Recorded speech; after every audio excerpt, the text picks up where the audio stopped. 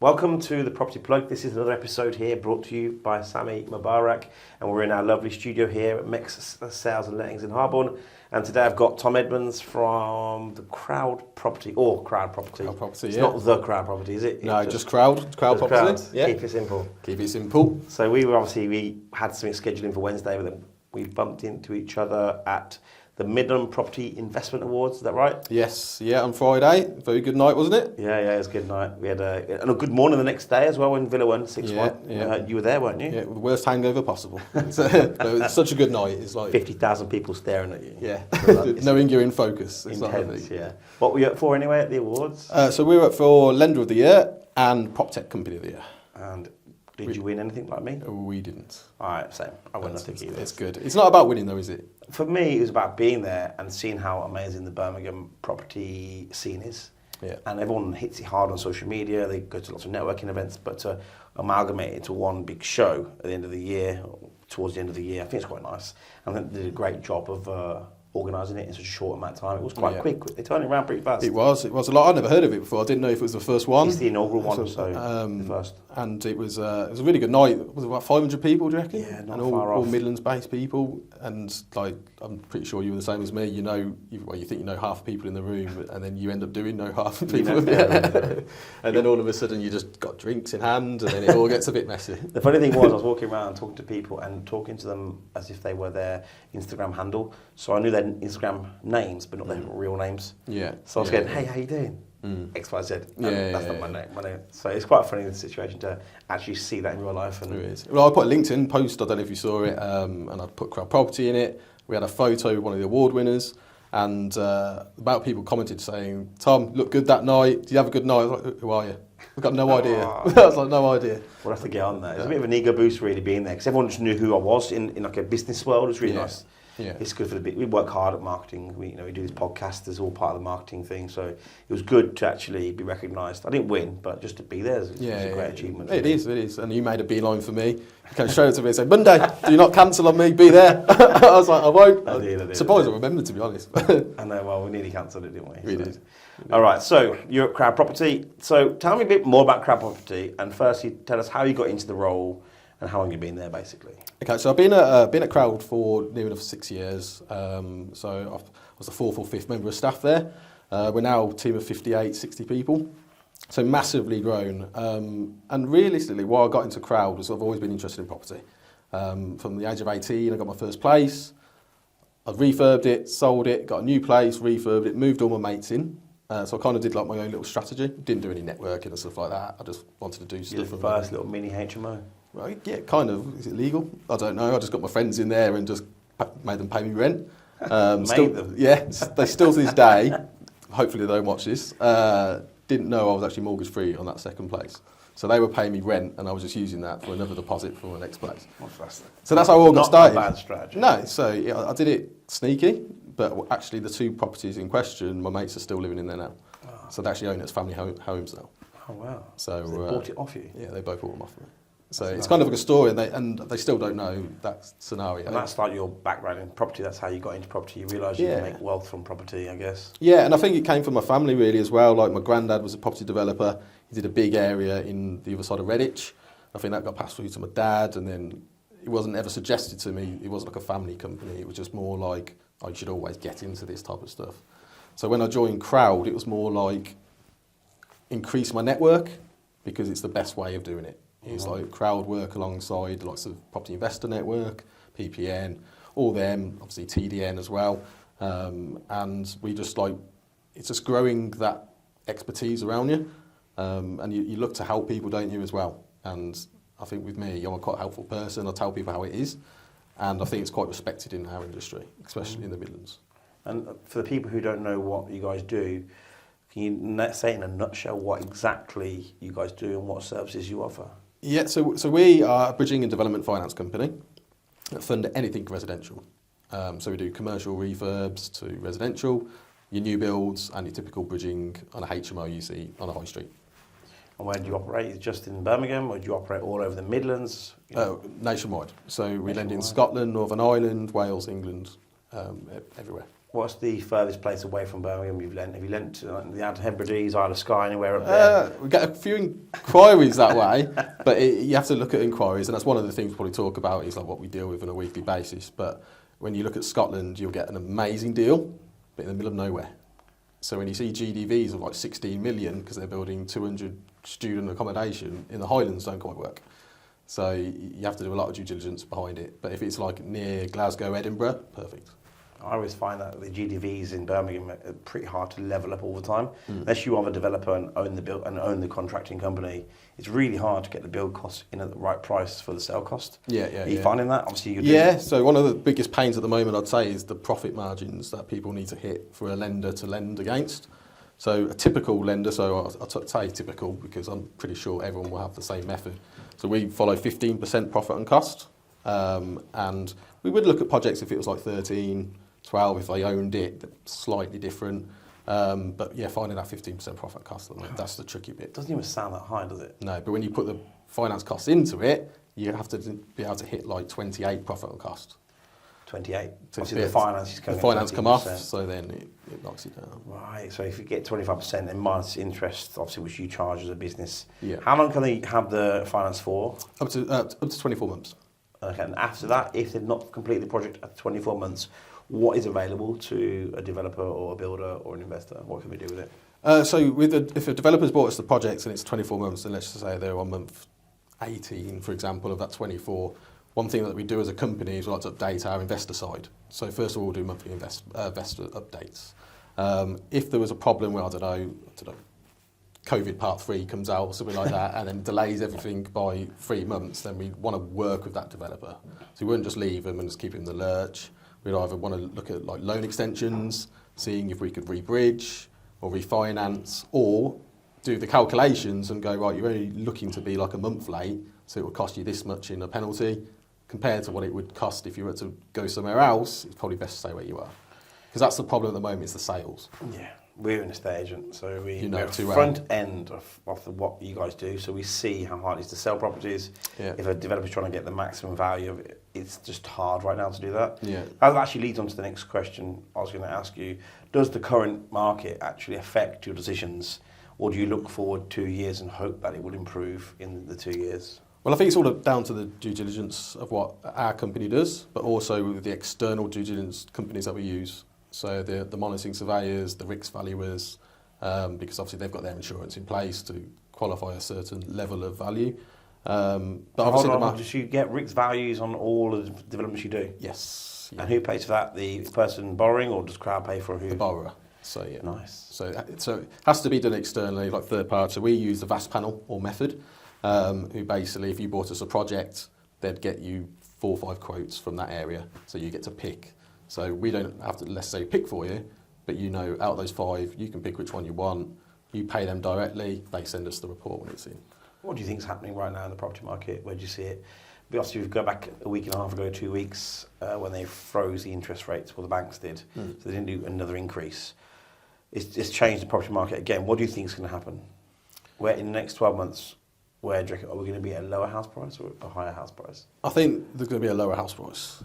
This is me personally. With interest rates, so Crowd Property are fixed, so we don't follow the Bank of England. We're constantly monitoring our rates and fees because you have to in this market because it's so competitive. And I think you have to be at a competitive level. That makes sense, because if you look at, say, some of the big boy lenders and their prices, they've just got different criteria for a customer to be able to borrow money from them. We're not going to change how we operate as a company. I think looking at projects, me personally, I think the house price is going to drop. I think the rates will probably go up again. I think so. And I think that's when it will stop. I think the problem at the moment is people still have got that COVID mind, that the land they own, for an example, in COVID was worth 120, but in fact it's probably only worth 80. And now they're still holding out for the 100 grand. So if they're coming in at 100 grand, they go, no, we could get 105. And then all of a sudden, your profit margins are going down. It doesn't look as appealing for a developer or an investor, so they'll just lose the deal. Yeah, well, as long if the price of building doesn't go down as well, because the price of building work can go down. When house prices drop, building cost goes down because less people are building. If that comes down, it actually will help those sort of those numbers where the ratios are so tight. Yeah. I think it's going to go down. Like, I know some stats right now, we've been studying it, 19% decrease on sales year on year at the moment, which is bad. Okay, and 48% increase on price reductions and like a 3-week window compared to last year. Literally, house prices are coming down, people are adjusting still. When you sell land, for example, we sell houses, people are still not valuing houses properly. I've got so many ridiculous agents out there in my patch that still go in there and just go bombard vendors with bullshit prices. And I go in there at 350, they go in at 375, 395. Yeah. Are you seeing different patterns, different areas, or? So our patch is like South Birmingham pretty much. What we're noticing is there's a few agents that are just going in with stupid figures, ridiculous figures, and we're going in with conservative, realistic figures. And these houses aren't selling. And then some agents we know are like advertising and marketing on social media, 9 price reductions this week, 10 price reductions last week. Are they trying to make out that they're stupid to the whole of the public market? I don't know. It's still not adjusted. People still haven't adjusted. People still want that big figure in their mind because they still want to go and buy a big property. Probably because the cost of money is so high anyway, so they want to get something big now. I think what needs to happen is a reality check for everyone, and I think we need a couple more interest rate increases just to sort the market out because people are still going in high. And things are still selling. We put a house on the market. We had 28 inquiries. And we sold it for under what we marketed it for, but above what I said we'd get. So now the model is you go in with a figure and say, let the buyer chip us down a little bit, but we've still got an area where we want to get. We're still getting that figure, but another agent would have gone in and said like, 595, and got that way off. It's quite bad for the market if someone puts a price on a house way too high, and they don't sell it or get offers in the first 3 to 4 weeks. That house is coming down. And if that doesn't change in the next month and a half, you're at 2 months in, you're going to be marketing that house for less than what you should have got. And therefore the vendor loses money. And if a vendor doesn't understand that, I don't know what they're ever going to understand. It's really hard to train them and make them understand or educate them on how the price should be. At the end of the day, they want the most money and they're going to trust a professional agent. But there's so many agents that just keep going in with heavy prices.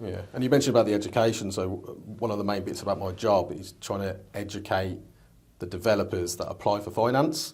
And I don't do it as like a proper educational piece because obviously they'll think, well, we're not using this bank, are we? But when they bring a deal, it's kind of like, one, it doesn't work. This is the reason why. It could work, restructure it, come back. Sometimes it works, sometimes it doesn't. And then you have to start educating the people about the prices because, again, development finance is always looked at the same as a mortgage, for example. 2 different complete things. So people have got in his head that 7% for development finance, and it's not. 10% is your minimum, okay? And the amount of people that I've done offers for, because we get £330 million worth of inquiries every month. So there's a lot of different inquiries, obviously different sizes. And I can always remember speaking to 2 people, I won't mention competitors, but they chose another company. And both of them came back 4 months later because they still hadn't completed with this other company. We then funded it, because we were fixed and kept the same, because they were at that variable rate following the Bank of England, by the time they got to completion, so they were in legals, I think, for 3 months in legals. So I think it went up like 2.5%. So all of a sudden, these big boys we were better and cheaper. Better value in the long run, because it took so long to get things through. And because I had the relationship, because that's what I'm about, as a person, I love having relationships with people and being able to get on with people. They were like, Tom, we'll use you guys. And that was it. And then Hence why you're a BDM. Hence why I'm a BDM.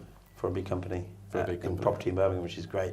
Any perks about being a BDM for a big property company in Birmingham? I think one, it's just networking. Like, people know who you are. It's just good just to speak to people, get people's opinions. There's one good thing that I'll take everything on board. If someone says we're crap at something, I'd rather fix it then and go, right, I'm sorry, if we're crap at this, let me go and see what we can do, because we're very flexible in that way. But it's just meeting new people. I think meeting new people, getting on, going out drinking. Obviously, you get to see some amazing developments. And then on the good times, you get to play golf sometimes, but I'm crap at golf. So I wish I was good. What's your handicap for golf? I'm just handicapped. Just shit at golf. Yeah, just shit at golf. Well, I've actually got an official handicap, but I'm just not very good at golf either. I would like to play a lot more. I've got 3 kids, so I can't play a lot. I think what you said there about having relationships is very similar to what I do in my business. It's about relationships. And if I go to a property valuation and I don't get it, I can't stay in contact with the person in a nice level, like say, I wish them good luck, hope it sells. if 3 months in, if it hasn't sold, I'm thinking, let's pick up the phone and let's get borders on. It does happen a lot right now because house prices are still being overvalued. Yeah. But relationships, people come back to you all the time. Like today I went to a property, a commercial unit in Hall Green. They want to sell the whole unit freehold. And that came through a referral from a property I actually went out to sell. But the family chose another agent, not me. But they liked me because I stayed in contact with them. So now I've got another building from them. So it's weird how property works, isn't it, really? Yeah. And I think as well, like especially with networking, you don't know who the person is you sat next to. No idea. So you could never see them before, you don't know, and that man or lady could be multi-millionaire. You just don't know. I was playing golf with someone the other day, and they were a very interesting character to play golf with. They had probably about 50 freehold units, unencumbered, so no mortgage, and they just managed them, and they fed up with the managing agent. I was just like, you better win. You better beat me at golf. If you don't, them against it. I know, yeah. So we're in conversations about that. Yeah. Nothing's going to happen probably, but just meeting. You never know who you're with, do you? No, exactly. The TDN has been great. I love TDN going there. Obviously, that's why we actually went to the awards, because we got nominated because of the people recognise us from the awards. And doing all the things we do on social media. I think it's such a mix of people as well, and it's good that we've got so many networks in Birmingham. So you've got like Ming that were there as well, another network. They focus on more like the investment, the HMO, the networking side of it, where then TDN's like more development, new builds, they're doing the construction side, and they're trying to link all those partners in. So Crowd sponsor TDN, and also Ming, and also PIN. So we're good sponsors around the area, different things. That's where I came across Crowd Property. Was back in the day, about 6 years ago, at PIN Networking, and Mike Bristow, your director, I think that's his name. He was actually presenting, and I thought it was a very good concept back then. Obviously, I know it's adapted and changed over the years, but I think at the end of the day, using the bank. I remember my dad always said to me, Sammy, don't use your money, use the bank's money to make money, and you'll have loads of money. And it will never leave my head that. I think you built a business around that. So. Yeah, no, exactly. And Mike's very big on like getting in the leads, getting like the generation of inquiries, which is obviously a lot of work through the tech side of the company, the marketing side, and then obviously now it's reaping the rewards because we're flying. And you're obviously happy there. He's happy. You're still employed. Happy, yeah. You can expense drinks and stuff. So I think what you're doing is great, and it'd be interesting to see where it goes in the next future. Definitely. Before we end this, just give me some figures. What is the total amount of lending you've got out there right now? Do you know? Well, honestly, it's like a roller coaster because obviously we've talked about this earlier and different things about the loan book and different things. But from when I first started, we were probably doing one deal, 500 grand a month. Okay, and I only say this as an example because it was me and this other gentleman there, another director called Andrew Hall, and it was just me and Andrew. So I'd have a deal, pass it to Andrew, it'd go live, fund. Now we're doing 3 to 8 deals a week. I think our average loan size is 1.7 million now. Good money. So the amounts, yeah. So the total like unit GDV created from our loans is roughly near enough 800 million. Nice. So it's hectic. It's a big money flow. And this is why when I talk to people about like say 330 million pounds worth of inquiries a month, that's like an average. Are all they good? No. But it's the time, the due diligence that goes in to talk to the people to say, right, that doesn't work. This does, that doesn't work. There's a lot of data you've got there, by the way. It is because it is, and that's what it all generates. Because our application form takes 2 minutes to fill out. You can put a postcode in, and if you've never done a project before, on the next page it will tell you in that area who you can build your team. So you've got your architects, planners that have all got experience of the levels of the figures you put in that application form. So from a newbie developer or investor, they can go on that and actually build their whole power team just off that form. And it's free, and there's no credit checks or anything like that. But obviously it's that taking... You have a little slot for who can sell it on there as well, like estate agents. Yeah, you can have all that stuff. So my business could go on there as like the recommended agent for those areas. Yeah. So we can't recommend... But you just say but these but you can have your details on there, yeah. That's interesting, isn't it? Yeah. So at least then it gives... Cause that's another question in a question then. Yeah, because if you look at it, exit, like you said earlier, the exit side is the hardest part at the moment. Right now, yeah. Yeah, because if, like you say, go to that 24-month loan situation again, let's just say we're month 16, before you'd enough time to sell or do whatever they need to do or refinance. But now if they're delayed in any way, we'd want them at the very start to be planning their exit. So we make sure now all the due diligence is done to go, as soon as that loan's applied, it's gone to completion in legals, they've started doing the marketing. They've started getting the sales agent because it needs to be done. People just still think it's going to take 2 months to sell. It just doesn't. Not anymore. Yeah. A bit longer. What is the average? I would have said 4 to 5 months. To find a buyer could be like about 6 weeks now, and then add on 3 months. So what's that? 4.5 months. 4.5 months. Yeah. So I'm not too far. Sickening numbers. We can do it in 2 months with a mortgage if we have the right people. No, with like no small chain, 2 good lawyers, 2 months easy. If you've got any slow lawyer in the process, or you've got a buyer that's like hiding something, which is like he's like secretly trying to save an extra 10k out of nowhere. Things happen during the process, and that's when it starts slowing down. Where they don't tell you things, or their mortgage is being like reviewed because they've got like a pay slip missing from 3 years ago. These things occur, and the buyers don't tell us. And then we end up like taking all the slack from the vendor because it's been slow. But yeah, 4.5 months, 2.5 months is much better. Scary, no? My fastest one ever was 21 days. When was that? With a mortgage, not long ago. Really? This year? This year. We're going to say motivated 5 buyer. years ago. Motivated buyer. The buyer used our lawyers. The seller used our recommended lawyers. Done. Like it can happen if you've got everyone's in the right process. But it's funny you say, because our quickest is 21 days as well, and that was for a bridging loan, which is super quick at the moment. But mainly it's like an auction standard type of thing. But the common question with us is how long from start of your process, Tom, to when we actually receive funds. And the answer is, how long is a piece of string? We just say 4 months. From the day it's listed to the day you give the keys over, say it'll be 4 months. Unless something's really good or really bad. So I normally say 8 weeks. 4 weeks for legals, which is standard, and then the 4 weeks to get You've got rigs people that fell. want the money than your side. And and it has to be done quick. But as long as, so I do stuff like proof of funds for people. So if you brought a deal to me and you were like, Tom, here's a deal, but the vendor's been a bit iffy or the agent's been a bit iffy, they need proof, I'll do a proof of funds for them, get them back in their box so they can just calm down and give the vendor some time. So I'll do stuff like that just to delay the whole thing. Then they come back to us with the deal, and then I can actually give them the proper offer. And there's loads of different methods people use. The tactics of delaying, the delaying tactics of lawyers is horrendous, and it's when they start writing to you, not emailing you. You know it's going to be a long, drawn out process. My big issue with lawyers is they're so formal, and like I like to work with lawyers that are less formal, who just like don't talk rubbish. And I've found about 3 or 4 that I like, and I work with them all the time.